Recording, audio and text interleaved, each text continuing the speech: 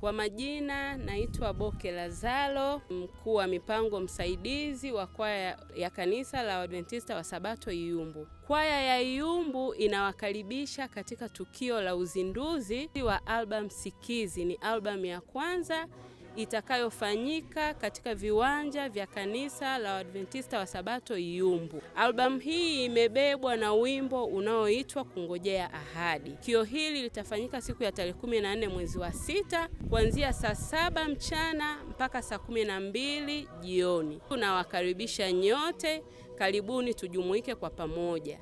Kanisa hili linapatikana katika mtaa wa Iyumbu, jirani na Iyumbu Center. Karibuni sana.